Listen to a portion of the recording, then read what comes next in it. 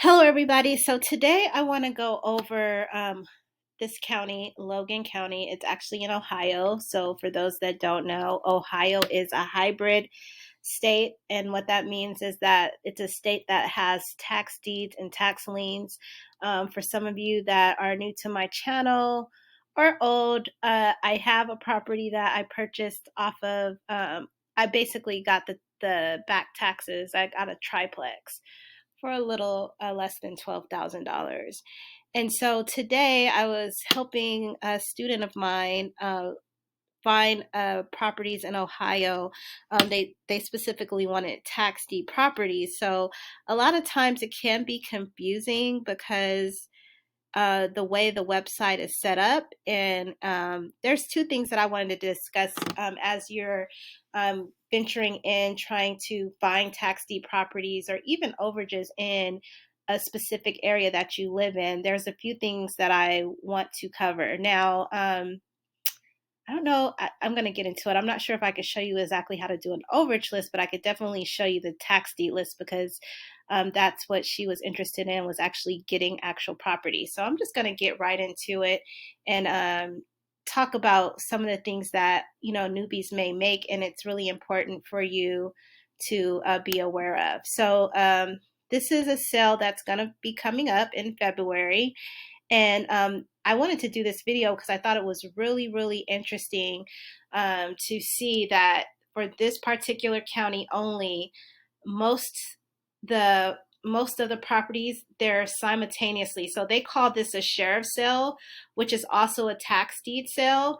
And one of the things that I noticed is that they actually list the foreclosures in the tax deed. So you have to be very aware of that. So I'm going to kind of go over that with you today for those that are living in counties or states that do online. This is kind of could be confusing for a new person. So I'm just kind of going to go over this with you and show you what I was showing um, one of my students about, if you're going to just do tax deed onlys and you're not going to do overages. So, for example, if you guys could see right here, it basically said the judgment equals the minimum bid of tax foreclosures only. So, I don't know if you notice right here, it says Treasurer of Logan County.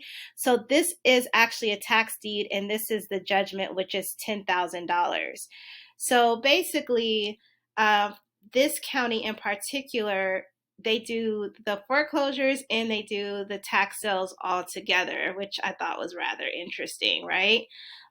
So I'm saying this all to say that you have to be very cautious when you're bidding online because a lot of times, well, what I'm noticing is that now the counties are combining the foreclosures and the tax sales together. So this was just a little tidbit. This is basically, if it shows judgment and it shows the treasurer, then you know that it's a tax deed property. Now, when it has community loan servicing or home loan bank, then you know that that is a foreclosure. Now, anytime you bid online, there are required deposits.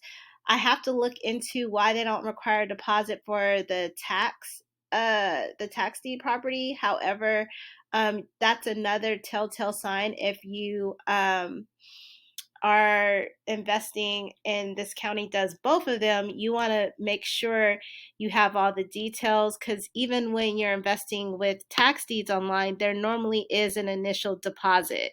So anyway, I'm just going to go through here and see if there are any more judgments. Doesn't look like there are any more judgments, but it was really interesting that I noticed in this particular county that they are allowing the foreclosures in the tax deeds to be sold simultaneously on the line. So you have to be aware of that for you guys, for those that are actually investing online and the county are doing them simultaneously. Most of the time, tax deeds and foreclosure sales do go on at the courthouse at the same time, but they're separate. So you're very clear on where you're supposed to go. But this online thing can be a little bit tricky. Another strategy that I wanted to show you in regards to a county like this, because it doesn't really have like a lot of properties. I look at all of these in March, right? All these are March. So these are all tax deed properties, and you could tell it has the treasurer of Logan. So you know that these are all tax deed properties and they're not foreclosures and they have the judgments there.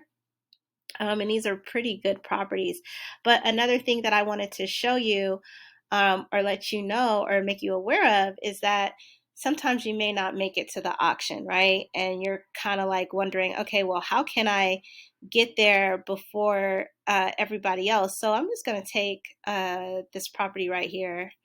Let's look at it. It says the judgment's 11,000. And if you've been to an auction before, so this is pretty good because they're saying the last time it was sold was in 2017 for 25,000. So there's a $16,000. Did I do that right? I think that's the right math. $16,000 worth of equity if you were to purchase it for the $11,000 judgment. And the house looks pretty good. But what I wanted to say is that now that we know that this property, it sold 3 years ago, no, 2017, 18, 19, 20, 21, 20, oh, dang, 5 years ago. Okay, this property sold 5 years ago for 25,000. So it probably has went up a little bit, right?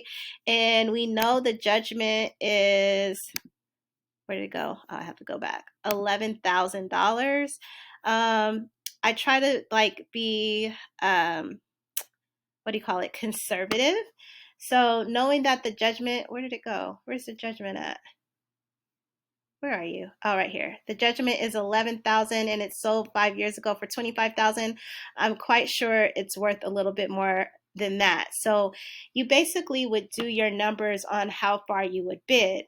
And what I was about to say before I got distracted on that is that in order to beat your competition and not bid online and to ensure that you can actually buy this property for 11,000, I would suggest you go to the tax deed delinquent list. Now, this is the same county, and I just clicked on the delinquent list, and I really appreciate this county because it actually shows you the pictures of the property. Now, this is some good information, you guys, and I hope this helps and encourage someone that you can literally in this business buy properties for a little bit of nothing. And this is like some real good game right now that I'm giving you. And this is also to beat the competition before you go to the auction, right? So it's so funny because I hope my student doesn't mind. Me sharing, but there's plenty of properties on here. She can't buy them all, right? But it was so funny because she said literally, this looks like it probably is a lot. She said literally no one paid $31.19. And I was like, you don't understand that most of the time these tax deed properties, the person has either deceased or a family member doesn't even know that this person had a property, right? You could kind of tell all his properties are going to sell. So I would assume that this person is deceased. And look at this. This looks like a pretty decent property. I'm going to see if I click on this picture for $1,000. Does it let me? Oh, it does. Oh, it does. Wow. Oh my God. Okay. Now you guys look at this. This sold in 1900, a whole like century ago. I think this person might be deceased. Okay. Oh my God. That's so super crazy. So we know he's not coming back. He bought this in 1900 and guess how much this is the delinquent list, you guys, delinquent list. So $1,000. $1,000, you guys. You can, somebody just had asked me on my YouTube, they're like, how do you have investors give you money online? And this is like a perfect example of you, this is $1,000. Now this hasn't went to the auction yet, and I'm assuming that this person more than likely is dead. I mean, he brought this in 1900.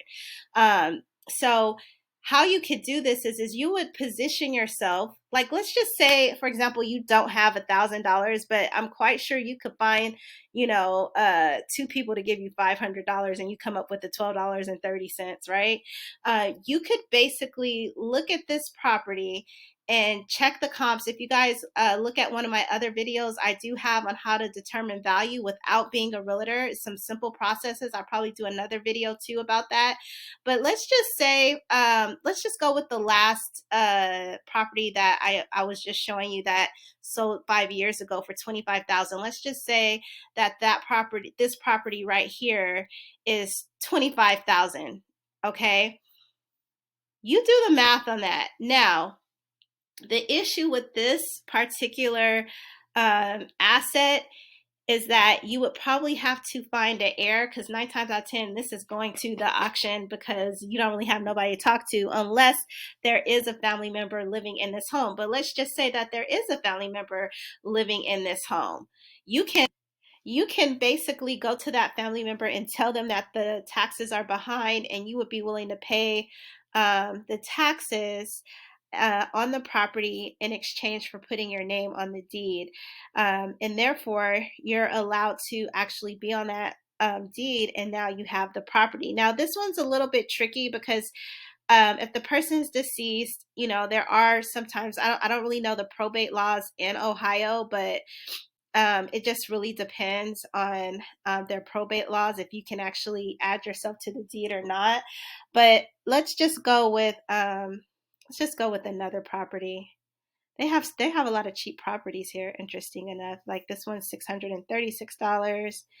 And literally the game that I wanted to show you is that a lot of times when you're going to the auction, there's a lot of people there. So there's competition. And now that a lot of things are going online, which this one actually is showing you what's online, you can actually go directly to this person. Let's click on this.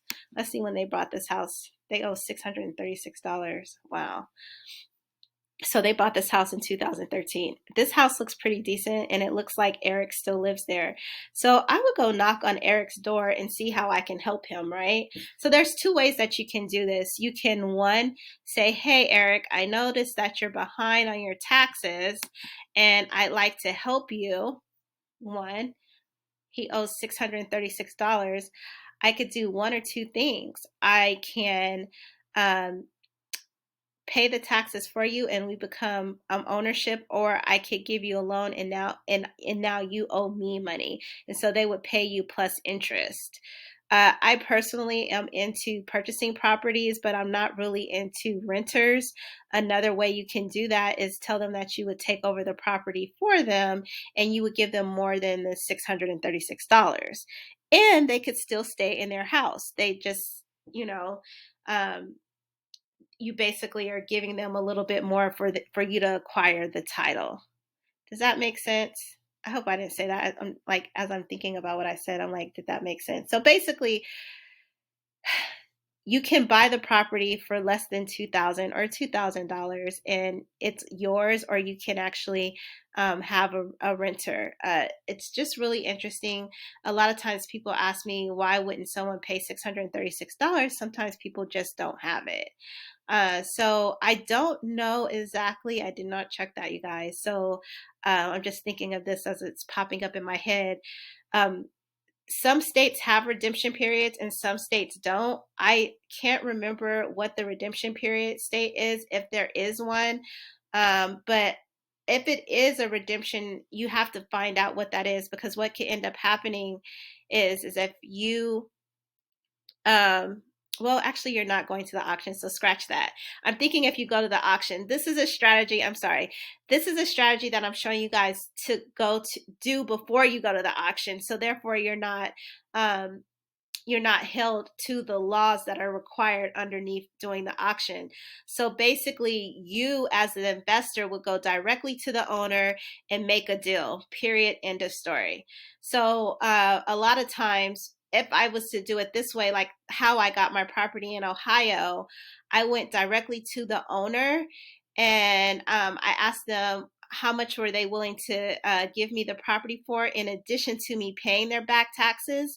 And she basically said, just pay my back taxes and the property is yours. So basically what I did is I actually went into escrow for the amount that was behind on the taxes, which was $12,000, and I got a triplex for $12,000. So I'm actually helping this person, but I'm actually going to be going back to Ohio to finish up some last in things for the triplex. But this is an opportunity for you to see, once again, there's properties everywhere for $2,000 or less, and there's actually standing buildings. These actually are really nice looking properties. I don't know about this one right here. Looks like I don't even know what that looks like. It looks like a trash can if you ask me. But look at this one. Look at, like, it has like not a lot of nice land. $990. Um, yeah, that looks really nice. Once again, sold in 1900. Wow, there's some old people out there. Boy. So I don't know. He might still be living, but 9 times out of 10, when they're on this delinquent list, they're no longer living. So there are so many ways that you can acquire the property, but I don't want to go into too much detail on that if the person is deceased, because that would be a whole nother video. But you might want to look up probate or heirs. I do show you how to do that in my overage cohort as well as my tax deed. But if you're pretty smart and savvy with the computer and the internet, they tell us all the information. There's several different places you can go, and you could type in the name with the address, and you could find the closest relative. And at that time, you would work with the relative of getting that property sold to you if the owner is deceased. I personally stay away from deceased, but I do like them if it was to go to the auction. So 9 times out of 10, you guys, this property that's $990, I'm assuming he might be deceased. This will go to the auction.